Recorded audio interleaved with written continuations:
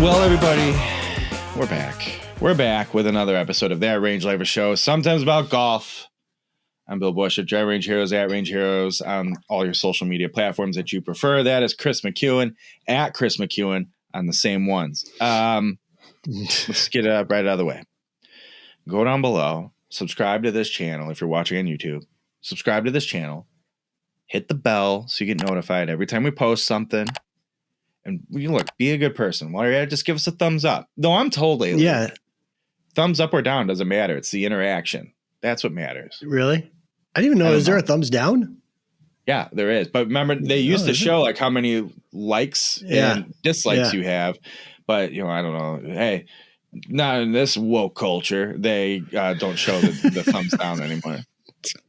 The participation trophy culture. I don't know. I've never. I wonder how many thumbs down we have. I've never seen that in the metrics. We might want to start over because we probably just started. People are just getting. Well, that's fine. Go ahead. Go do it. Whatever. Appreciate the interaction nonetheless. And hey, you know what? If you're listening to this in podcast form, thanks for joining us. Make sure you rate, review. And as always, tell a friend. All right. Really appreciate that. Chris, I want to get a couple things out of the way right before we kick off. You may notice throughout this show, I'm awkwardly itching.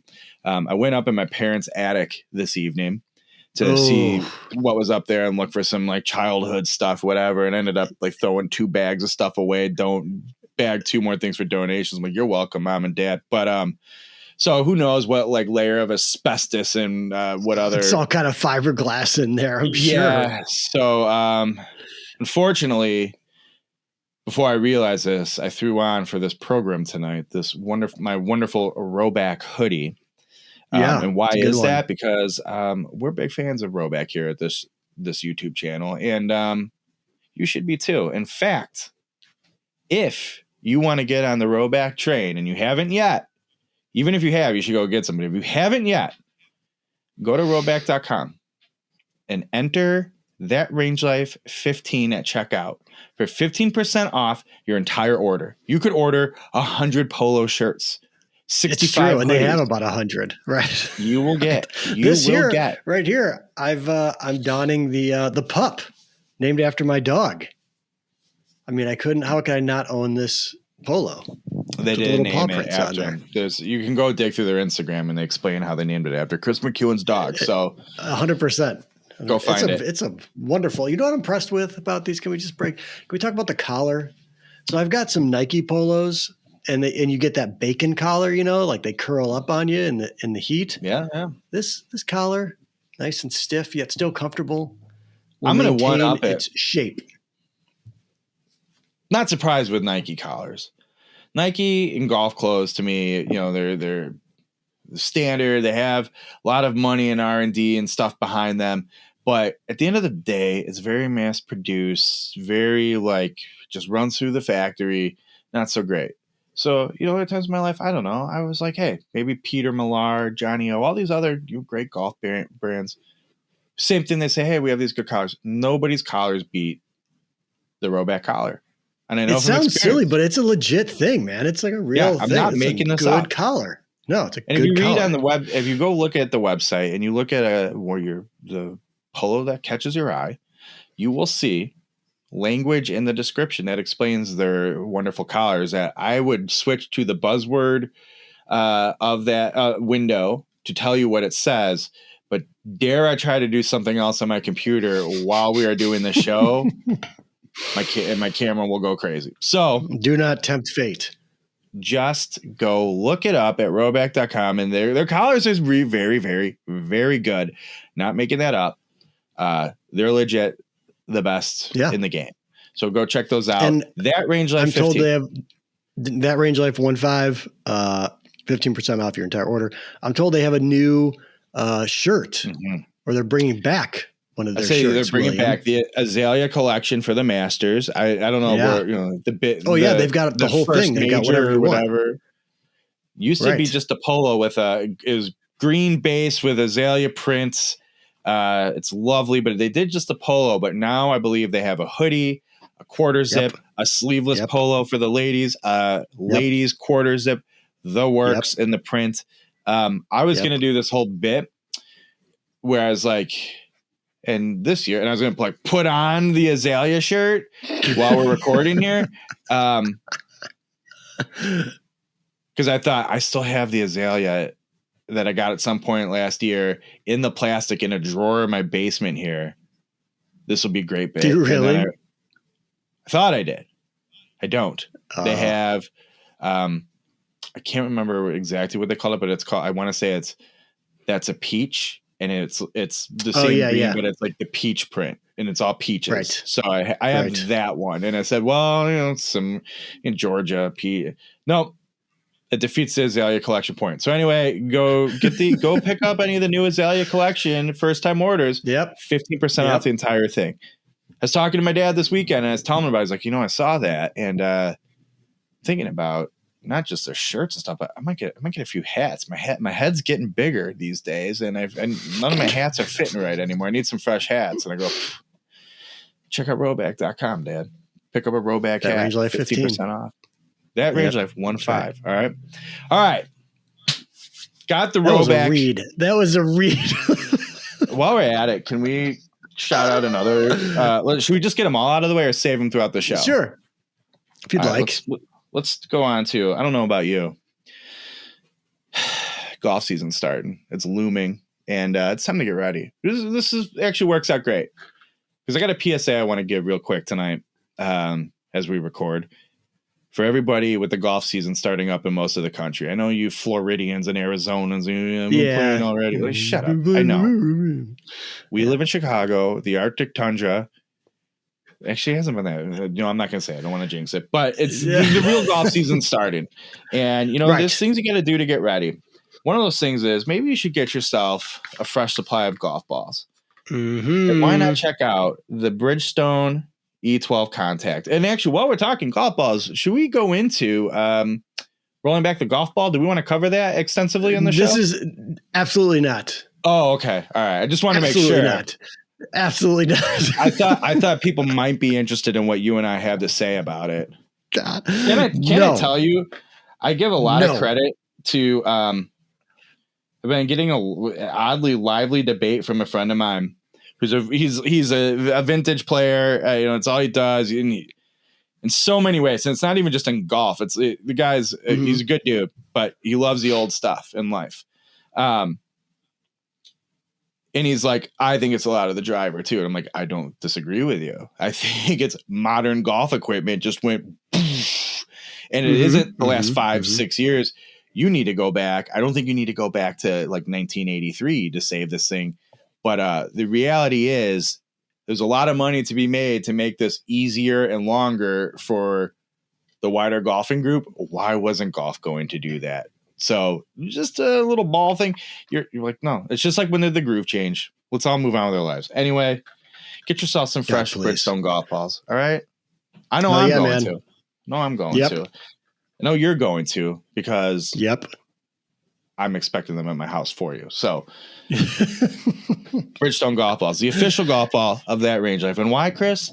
Because they're the best goddamn golf balls in the game. And I genuinely mean that. I genuinely mean it. Somebody asked me, they're like, hey, I saw you ripped into the cut golf ball.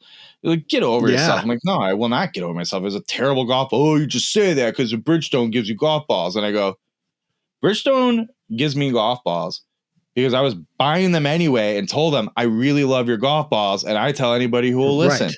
And they're like, well, we want to support you for supporting us anyway. And I said, well, you know what? Mrs. Bush and my children, thank you for that. Because now I don't. Now I can be smarter about my golf balls. Anyway, they're the best. I love Bridgestone golf balls. Go buy it. All right. So that's out of the way. Let's finish the PSA. I'll save my last one for later. Okay.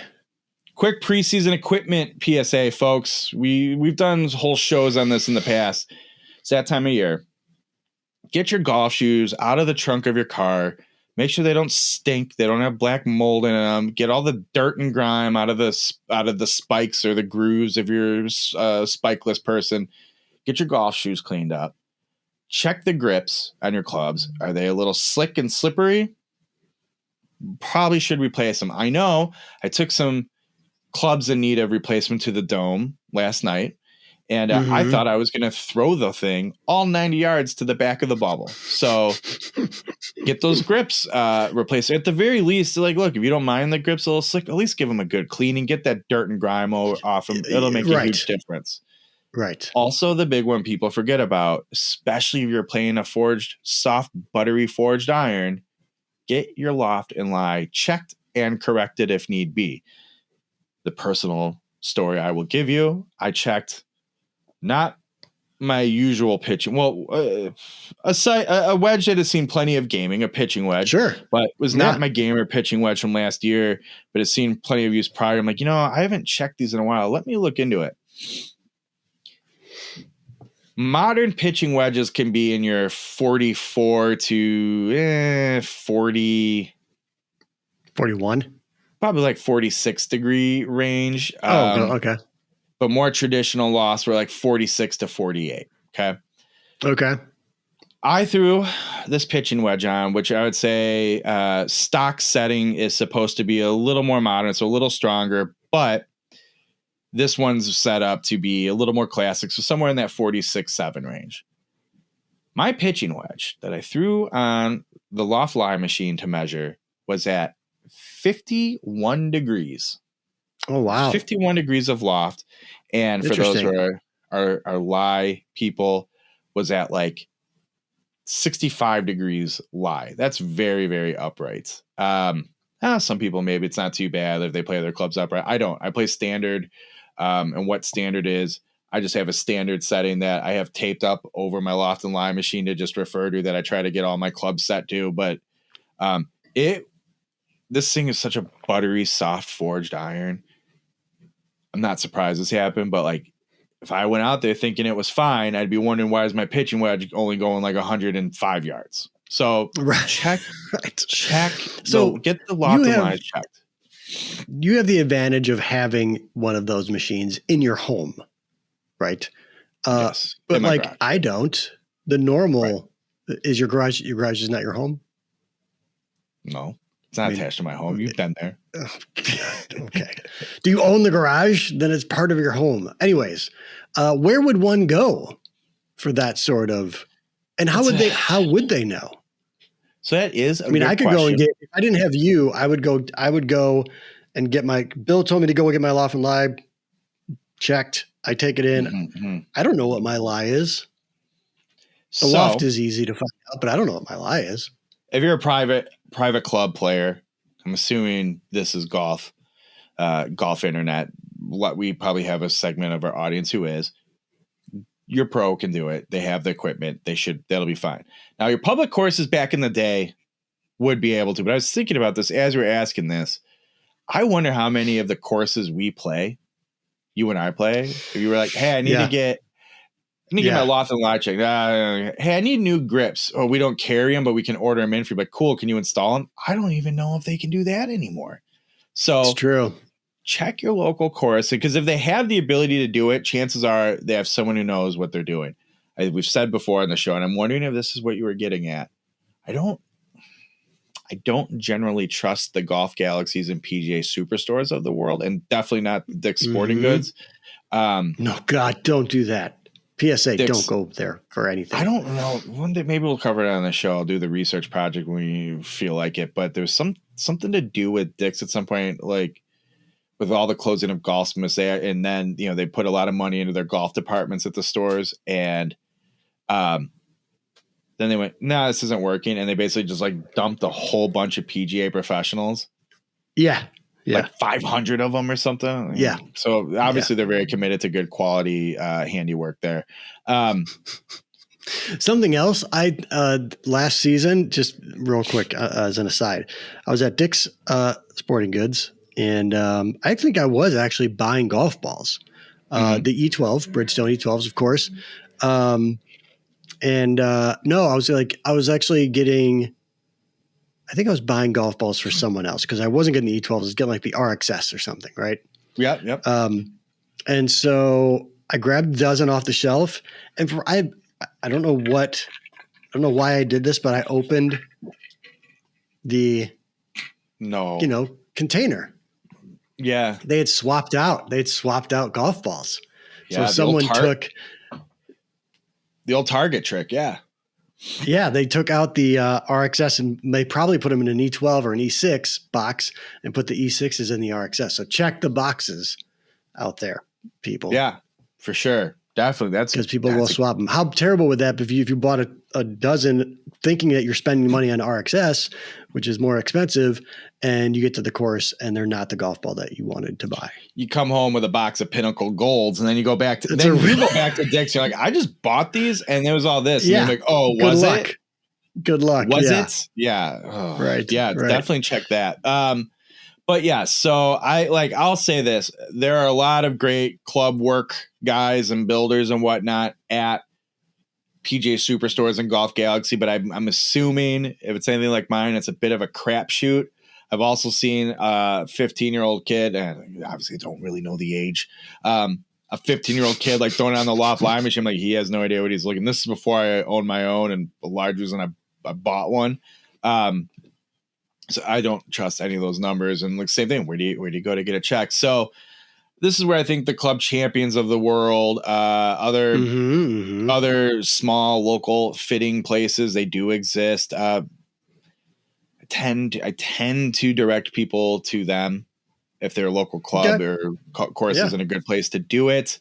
And I don't know, maybe your local course is just fine. Maybe you do have a local mom and pop. They do still exist around here, golf shop that can do it and handle it. So sure.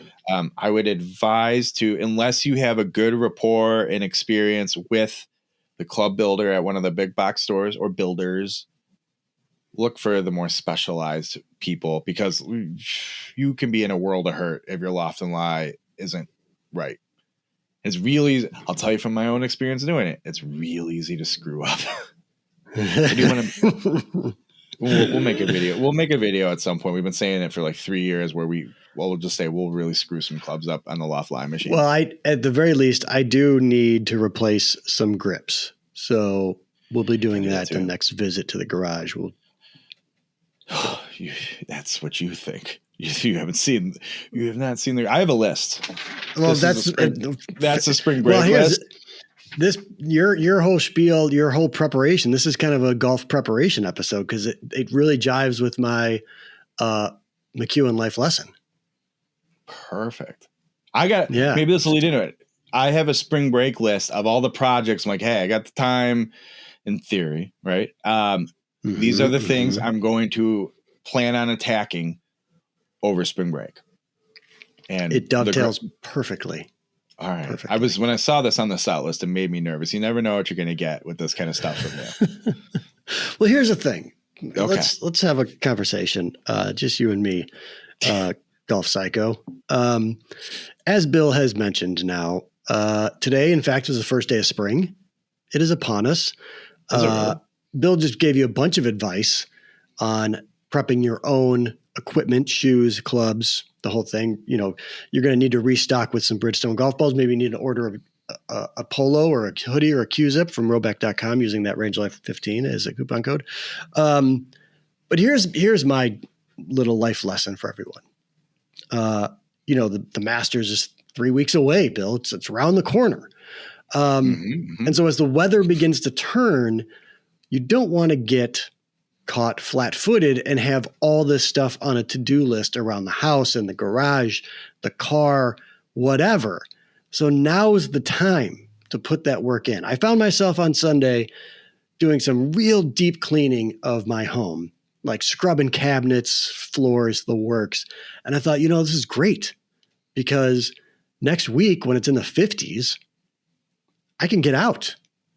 Right. I can go play golf. I don't have anything hanging over my head. I don't have something waiting for me when I get home. So now's the time, golf degenerates. Get out, fix that squeaky door, clean that garage, replace the light bulb, whatever it is that's around. And then, you know what? Just because as golfers, we know we're going to be out once a week, in some cases, maybe 2 or 3 times a week, whatever it may be if you're lucky enough. We are about to leave our homes, our significant others, alone for a long time. So maybe go that extra step, go the extra mile in preparing for this golf season, and do some things maybe you wouldn't have done otherwise. And just take them off the list and jump. Maybe it was that your partner's thing that they usually do. Just do it. Yeah. Right. And then you can play, just some free spirited golf. You don't have anything waiting for you at home. You don't have anything you have to do before you go. None of those things. Just knock all that stuff out right now. You'll thank me for it. I think that's a good piece of advice. That's my McEwen life lesson for today. Otherwise, your golfing all of a sudden becomes like, well, I'm doing you not. That's the right way to put this. It's like you start to, and I know this from my own experience, like, oh, did I earn this? Where it's like, why do you have to earn something? And I don't mean that like, of course. And I don't mean that like, hey, why do I have to earn it from you? I more mean it the other way around. Like, shouldn't you always be fixing the squeaky door, emptying the dishwasher, helping with this? Of course, that? But like, you know how we all put things off like, but I'll get to it. But I don't think you're right about that. I think a lot of people, it's like, hey, pull the weight so your golf isn't as much of a burden and this big like thing to make a to-do. Totally. Handle the business. Pull your weight around the house so it's not you just leaving everything for everybody else all the time. Right. And then when you golf, it's just like, yeah, no big deal, because I know when Kris gets back, he's just going to pick up where he left off taking care of stuff. Right. That's a good point. That's true. You build that confidence. You get that. You build that reputation within your household that you're a doer, that you get jobs done. All right, Kris. One last quick PSA while we're at it, talking about spring cleaning, getting your gear ready. You know what I forgot about? The most important. I see people make this mistake every year going in for their first round. Shoes are a little gross, but fine, they make do, or maybe they use a different pair. They forgot to get golf balls, so they paid $10 over retail at the local pro shop for their favorite Pro V1 that's just average, whatever. It's no Bridgestone, obviously, but maybe the pro shop didn't have it in Bridgestone. So they get to the first tee, they go, great. Let me put the ball on the ground. I can't get my glove on because it's rock hard and stinks. Right. It's frozen in the position of a hand. Right. And they're just super like shriveled up because it was stuffed in the pocket of a bag, Right. That's where these guys come in. Clinch golf. All right. Those are low key. I am super impressed with. You've shown me those golf gloves. These are, ladies and gentlemen, and these aren't, we have no coupon code or anything. These golf gloves are a thing, man. They are a thing. They're super, super nice. Currently available in 3 colors: black, blue, and white. And they said, hey, you know what? We appreciate what you're doing over there at that Range Life. We love you guys. You love us. So we'll get you some gloves. And we can't thank them enough for it. I'm going to tell you this, too. I'm really excited about this. Yeah. Different materials, space age kind of stuff. They handle moisture well. They return back to their shape. It's not going to get all crusty on you and gross, and it's not going to stink. It's going to air out and dry nicely. You can use your phone with it. I don't see you got them one of them fancy and smart, the GPS smart watches on your wrist there. That'll work. Yeah. Now for you, it's on the same hand, but you get the point. Same point. Clinch golf. These guys. I mean, I legitimately do love these. I would just highly recommend. We'll put a link somewhere in the description in the notes or whatever. Just go look at them. Just give them a shot. Give them a chance. Yeah, they deserve it. They're really, really good. They're very different from all the other gloves on the market. They're not like anything. I was skeptical when they first came into my life, and you were there. You were there at my debut use for the Clinch. It's true. Golf. I was like, totally true. It's like, these things are awesome. Totally true. Check out Clinch golf gloves to get yourself some fresh gloves, because the one you probably were using last year is gross, slick. Everyone's like, oh, this is premium Cabaretta leather or whatever, and pit irons. Right. Like, yeah, and it's going to be Right. crusty, stretched out, and moldy at some point this year if you don't wear holes in it. I haven't worn a hole in a clinch glove yet. I've been using them all winter. Yep. So there you go. That's my other PSA. All right. Life lessons, PSAs, shows, technical issues. Tell you what. We got it all going tonight. What else, Chris? What else we got going on? Well, let's do. We promised this a couple of times. I have some USGA fun facts that I just want to cover real quick, and then we can end the show. Basically, I would say we should check in with our pros, but sneak peek, none of them. Nothing to report. None of them. They all missed the cuts. It could not come at a better time. Right after we talked about, man, we give them like that range like bump, and everybody crashed down to a shocking reality. Although we've got the fun thing about the match play this week is that you have a second tournament. I think Wesley's playing in it. I think Zach is going to play in it too. I think Fisher's playing in it over in Punta Cana. Is it Punta Cana? Yeah, right. I don't know. I think that's the one. I totally forgot that they double up on. Yeah. There's an opposite field tourney, and I think both of those guys did. I'm not sure if Akshay's playing in that one or not, but I was pretty sure Fisher and Brian are playing. I was busy being distracted by the narrative of 9 live players got denied, and their like application to play in it. And it's like you didn't see that. Okay, I can't. Oh God, I'm so tired of it. You got me. They have to do it though for the lawsuit and like, to prove. I'm like, no. Right. All right. I just don't care. Do not care. Do not. Anyways, let's jump into the USGA fun facts and then we'll close out this, whatever this is. So every year, Bill, USGA releases like this this kind of handicap index sort of information piece. And it just has a bunch of numbers around rounds played and what states and, if the game is growing based on rounds, all that kind of stuff, right? Golf ball regulations. Yeah, right. So let's just start. How many golfers do you think in the country have a handicap index, an active handicap index? I think it's. I'll tell you this. I'll give you a hint. The number has increased 16% since 2020, when the total surpassed. I can't tell you when the total surpassed, but it's increased 16% since 2020. I'm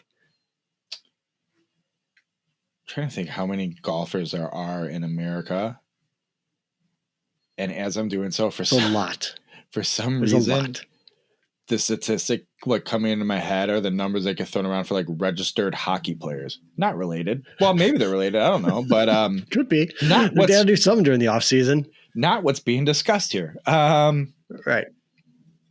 Active USGA or handicaps in America. Yeah.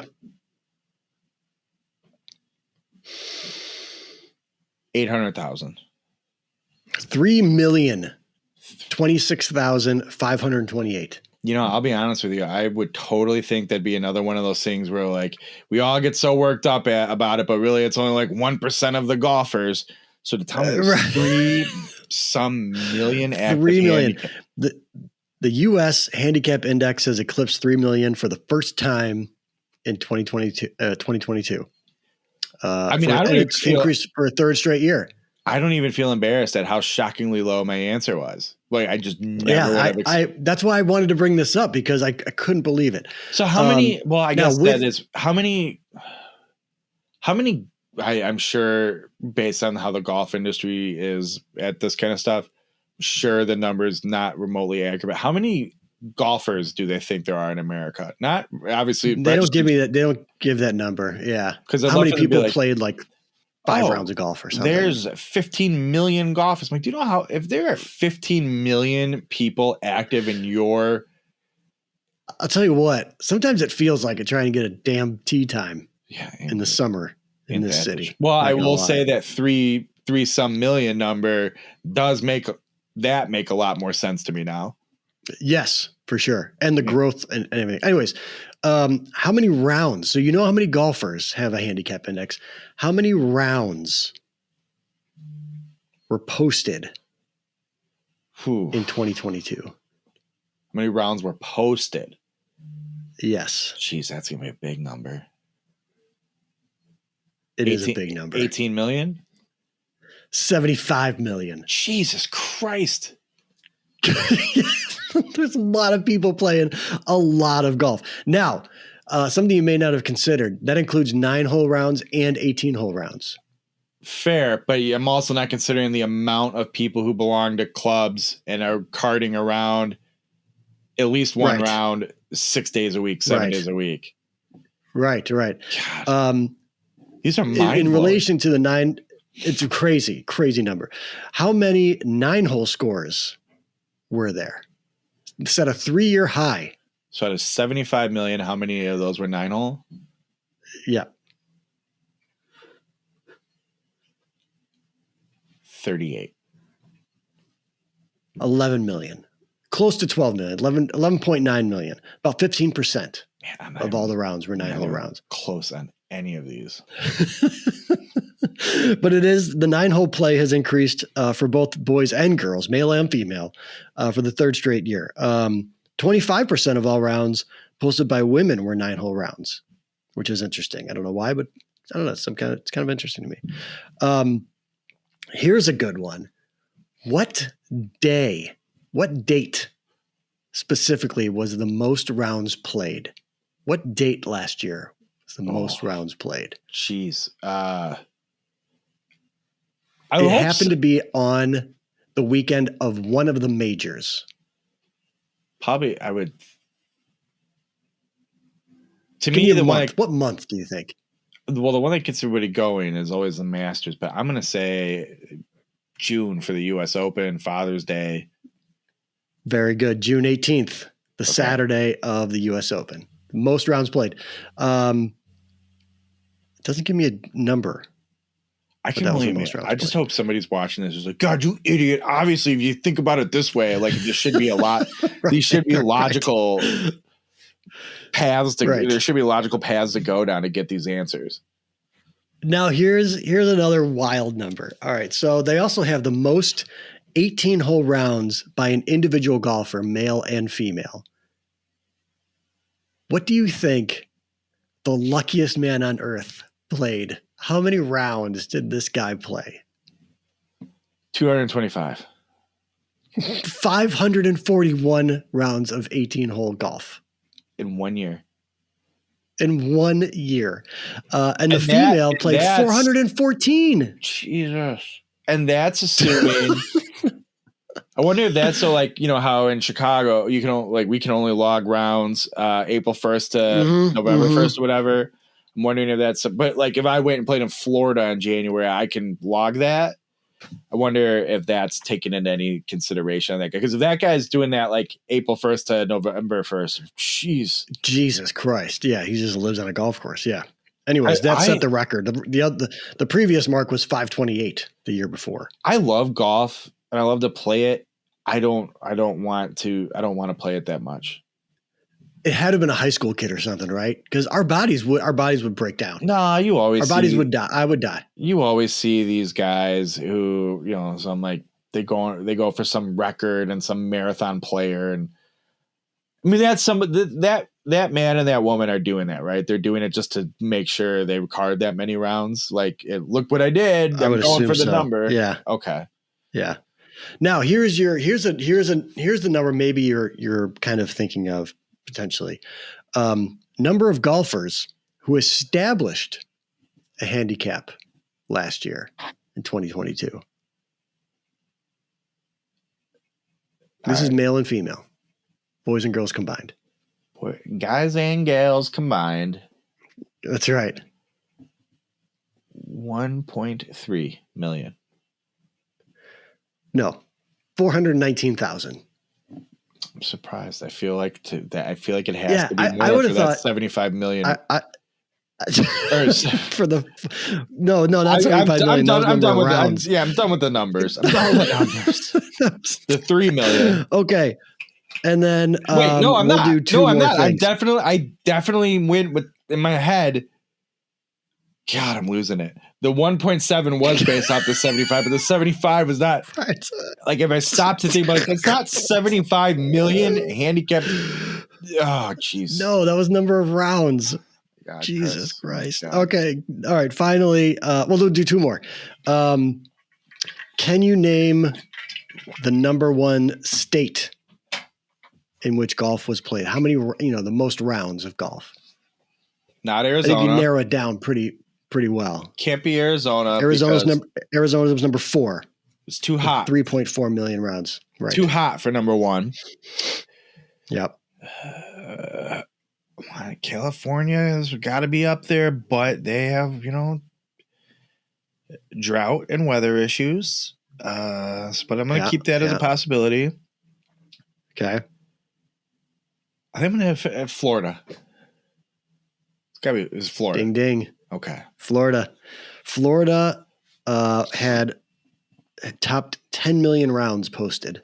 I mean, just the quantity of golf courses there. Right. How and cheap, retirees and the whole thing. And cheap golf courses. It's true. Let me tell you, it was 2018. I was in my old job. We had an office in Boca Raton, and I get sent down there for a week. And I'm like, Boca Raton in February. I packed the go bag for work golf, which is not my clubs, but it's like a pair of golf shoes, some True Links wears, right? Mm-hmm. A golf glove, and I might have put like my valuables pouch with a few some teas and key items in it. So at least I have some my things I can use it if I rent clubs, whatever. So I'm looking around at courses. The amount of this was a Donald Ross. This was God knows what other major architect 100 some years ago. It's a goat track now, and it's like $65 a round at peak. Tuesday at 3:30 p.m. it would have been $28, and then you look at pictures, it's trashed, and you're $40 or something. I love that for them. It's just like they're competing with ritzy retiree country clubs, and that stuff that they can just with the Arnold Palmer courses and stream songs and whatnot. Yeah, right. So I ended up not getting to play because of questionable post-work decisions with my coworkers. But fair. Okay, finally, we said there were 400,000 new golfers that signed up for a handicap index, right? Are you sure it wasn't a 65 million? Oh, okay. What was the average index for those new golfers? For those new golfers, males and females. Ooh. Yeah. God, that's a tough one. There's a point to this question, but this is really why I wanted to do this, honestly. It's going to be something like one way or another is sort of shocking. No, I think when I tell you the number, you'll be like, yeah, okay. All right. 22.4. 15.6. My first average index for new boy players. For girls, it was 31. My first guess was going to be 14 point something. So, but then I'm like, no. Well, here, you're onto something. Okay. Last thing. What is the average handicap index for men golfers, for male golfers of the, what do we say? 3 million golfers, right? What? Mm-hmm. I was gonna say 75 million. Yeah. Right. Yeah. No. What is the average handicap index of the male golfer in the United States? Roughly 22. It's 14.1. I find that. And here's my point. Okay. So here's my point. A brand new golfer, essentially, or at least someone that just got their handicap for the first time, is a 15.6, right? See where you're going. Guys that have been playing for years are 14s. So don't be new golfers. A lot of people are intimidated. They're like, I'm afraid I'm going to get someone that's good. Nobody is good at golf. in general. They're just everyone. It's a hard game. If the average index is 14, you're probably going to play with someone around there. And think about it, the whole thing. Well, and it's leading me down the path of chances are the new golfers. I think you do have some sample of them who go, I'm a new golfer and I want to track my progress so that they get and they know the handicap system exists. So they sign up for it and they do that. I think you get most new golfers that go, I'm terrible. I don't care. I just want to play more golf. I don't need to keep a handicap. Right. So I feel like most people keeping a handicap are people who have a certain level of interest and care that is going to lead to not having a 25 and, bringing it down into quote unquote serviceable numbers. But then I also think, how do you end up at that 14? If you think of all the guys who are like, there's scratching on the hot player in my group. But the amount of people are like, I don't want to be a single digit handicap. And I'm not saying people are sandbagging cheating, but no, I also think there are a lot of people sandbagging and cheating. That factors into it. So I think I see, the more we talk about it, the level of people who are interested in even keeping a handicap for any reason. Because some people, it's like, hey, I want to play in events and tournaments, and I need a handicap to do it. I want to get onto this golf course, and they require you to have a handicap to do it, whatever it might be. So you're probably not going to see to bring.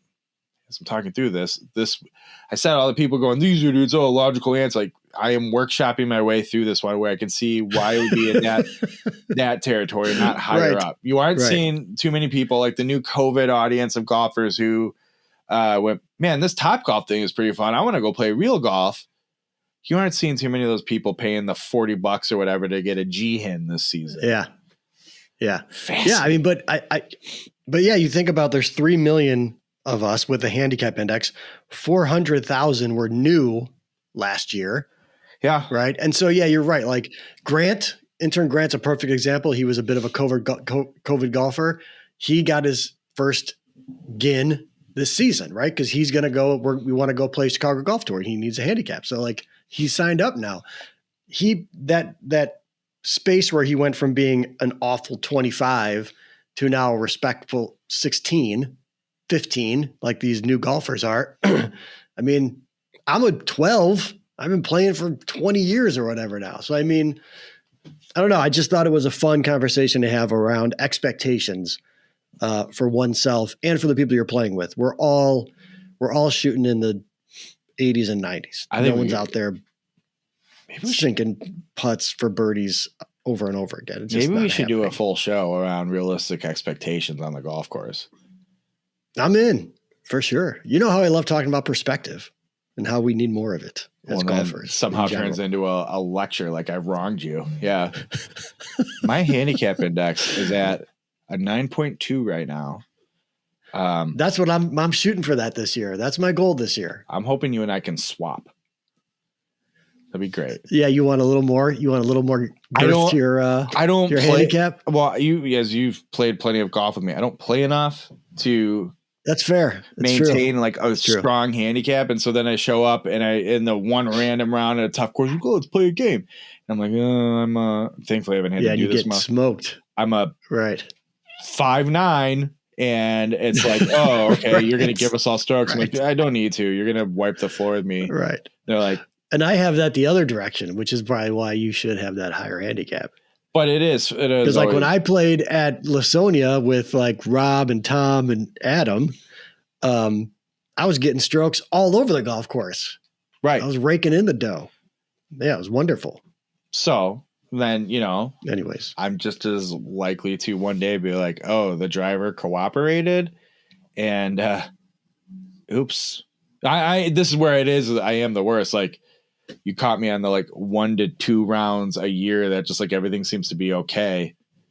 Yeah, right. And I actually play to what my handicap should be, blah, blah, blah. And then you get the people who are like, well, that's the point of a handicap and you play it at your best and it's supposed to say what your best is. I'm like, I understand that, but it's your best It's your best cumulative rounds, not your one best round.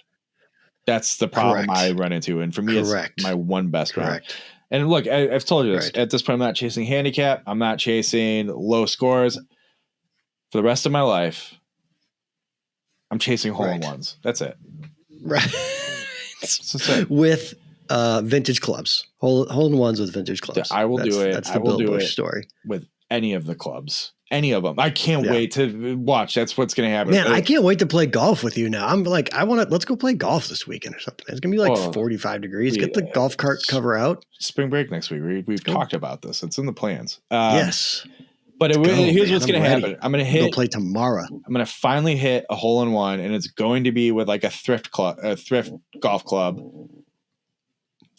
And someone's going to be like, oh, it's illegal grooves. And I'm like, I hope the ball that you use, if it's not a Bridgestone, I hope it's that bicolored ping that you bought at the Chicago Golf Show. Zero chance. They feel like absolute turds. So bad. So bad. But I do. I know, but I just want that ball to be the one that you have to keep for your whole life. Like this was the hole-in-one ball. All right. Quick thrift story. Okay. Doing the show before we close it out.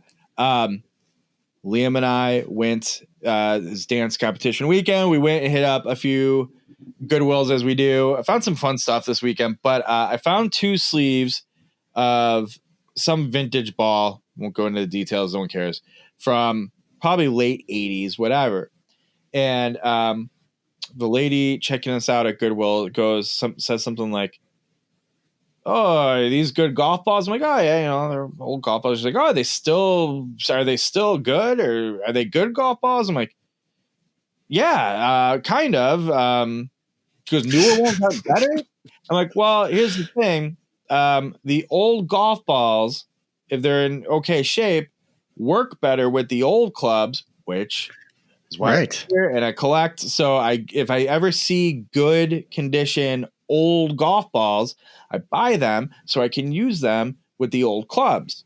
These look like they're in pretty good shape. So I'm just buying them. And she's like, it's funny watching her like process what she sees come through or being like, interesting. So these nerds that keep coming up with these old junky golf clubs here, there's actually some science behind all of this. And she's like, yeah, right. She's like, well, good luck. I hope you get to play with these golf balls soon because, weather and all that. So that was interesting watching someone actually go, hang on, why are you, if you're buying these old crappy golf balls, what's the story here? And I'm like, well, let me tell you. And then I was like, go subscribe to That Range Life, a show sometimes about golf. Tell your friends, do all those things. Follow me. That Range Life 15 on Rhoback.com. Yeah, go to Rhoback.com if you like this hoodie I'm wearing while we're talking, and you can buy one too at 15% off. And then you can follow me at Range Heroes while you're at it, and my co-host at Chris McEwen. That'd be great. So do all those things, and tell your other coworkers if they want to learn more about it. Tell a friend. Tell your coworkers. People coming up with their vintage golf clubs that they're buying here. Say, hey, if you're into this stuff, go watch these guys and get on board. All right. I feel like I just hit all the closing notes right there. So rather than do the usual spiel, that was it. Thank you, everybody, for watching. Go do some housework. Get everything taken care of so you can get out on the golf course next week. Let's go play some golf. Talk to you later.